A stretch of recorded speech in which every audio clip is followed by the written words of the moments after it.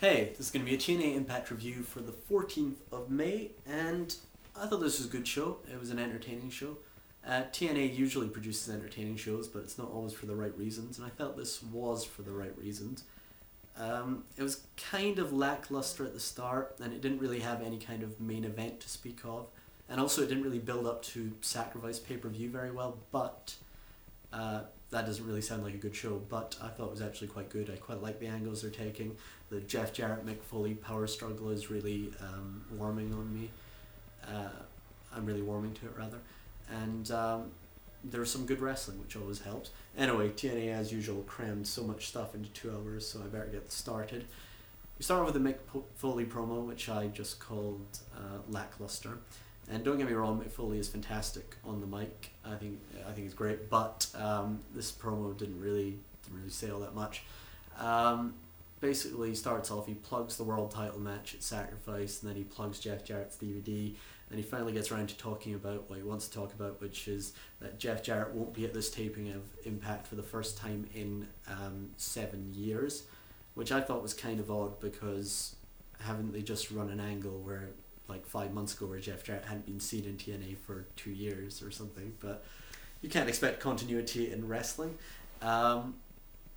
Foley says Jarrett won't be here because there was an ugly incident in Nashville for which he feels partly responsible. He says he has footage of that incident on this DVD, but it's so shocking that he's not sure if the audience want to see it, and eventually decides that he will let the audience see it later on in the show. Yeah, pretty pointless promo just leading up to the last segment of the show. Then we get the obligatory main event Mafia dressing room promo where Kurt Angle's not here this week. Scott Steiner's in charge because Kurt Angle regards him as a scholar. Kurt Angle is actually represented by just a large blow-up photo of himself on an easel, which I find kind of funny. And apparently he's off in Hollywood making a film because the flailing movie industry wants to cash in on the main event Mafia's success. Yeah. Then we have Scott Steiner basically says he's trying to get Booker T and Kevin Nash psyched up, and then Kevin Nash tells them that Jenna Maraska has agreed to fund the main event Mafia, but only if Sharmell is exiled. Kind of a weird word. I can understand that TNA wants to use Jenna Maraska. They paid her a lot of money that should have gone to other people. So I can understand they want to use her, but this Sharmell angle is just totally lame. Also, Jenna has absolutely no charisma. So yeah, I have no idea why they're still going with this. It's a theme throughout the night. Steiner tries to reconcile Jenna Maraska and Sharmell and fails. Basically, they just end up having another argument. And is this really the best thing they can come up with for the main event Mafia right now? Sharmell and Maraska? I mean, that's just crap. But whatever. Okay, then we have JB talking to Mick Foley. Basically, Mick Foley just compliments his eyes and then generally starts flirting with him. Eric Young barges in, and Foley is annoyed that Young is disturbing the love fest between him and JB.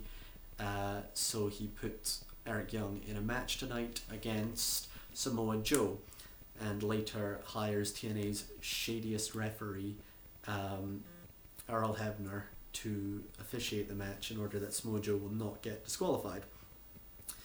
I like this Eric Young angle because it's so weird, because TNA is just advertising how they are totally mismanaging Eric Young. Like he's just saying, I'm really talented and you never give me a shot, which is totally true. I mean, it's just a real life gripe that he must have, and I just like how TNA are advertising how poorly they're managing him. Anyway, so those were the opening segments, and it was pretty lackluster stuff. Then we had Chris Sabin versus Daniels in the first match of the night, and probably the best match of the night. Didn't really understand why this wasn't like a three-way dance with Jay Lethal, especially as Lethal Consequences showed up halfway through, but it didn't matter. It was a good match. It was fast. It was fluid. Sabin looked a little bit weak for my liking. Daniels looked much stronger than perhaps he should have. Why is he called Daniels, by the way? I just don't get that at all. Christopher Daniels is fine. Daniels just sounds ridiculous on its own. Yeah, anyway, Chris Sabin hits the hesitation drop kick. I really like that move. Then Daniels takes over. He goes for the Angel's Wings. Shelley interferes. Chris Sabin gets back in control and then goes for what would have been a beautiful move, a springboard second rope tornado DDT. But Daniels reverses it into an inadvertent atomic drop, which was also pretty cool. And then Daniels wins with 3 beautiful moves in a row, an Enziguri, an Uranagi, and then a BME. Just a really good match, really enjoyed it. Yep, that was that.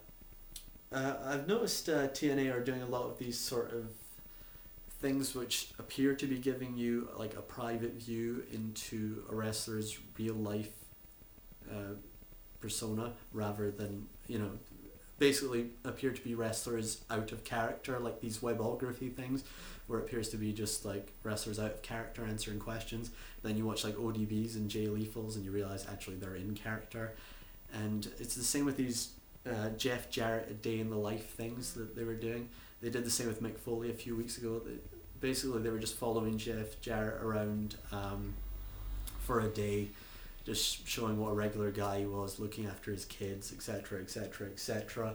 But the whole time it really wasn't reality. It was just part of the angle. The whole time he was talking about Mick Foley, which is kind of weird.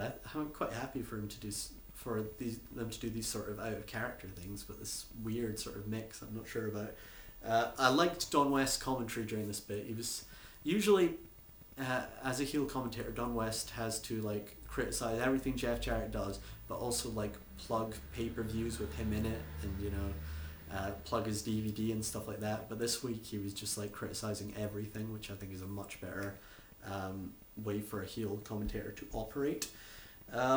Anyway, then we had Angelina Love being interviewed by Lauren. Lauren asks her who the person she was talking to last week was, and shockingly it was Cute Kid. Who saw that coming? Unbelievable. And what a cliffhanger.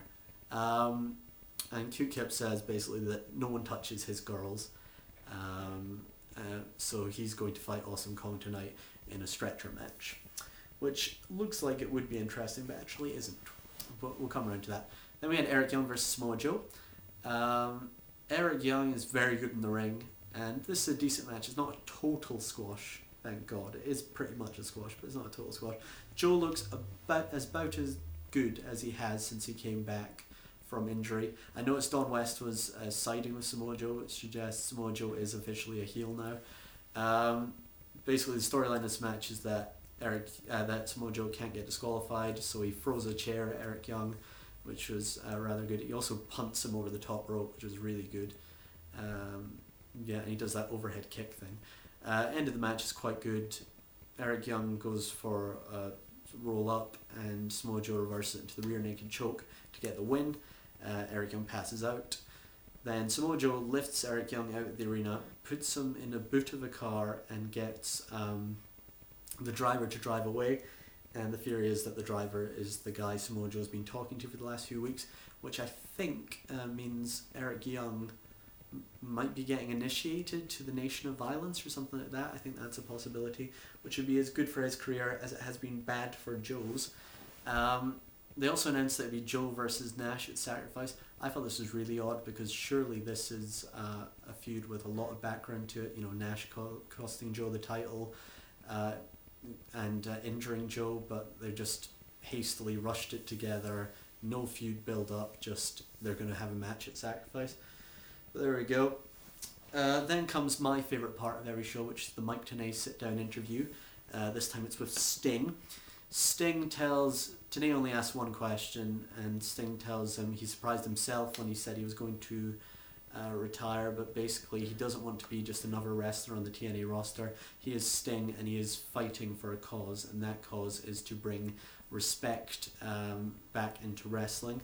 He says his cause took a blow at Lockdown when he lost to Mick Foley, but that was only because his determination waned for a little bit during that match, and that's why Foley won, and his determination is back. The only weird thing about this promo was the weird cultish music in the background, but I thought it was a very strong promo. Anyway, turn over to part 2.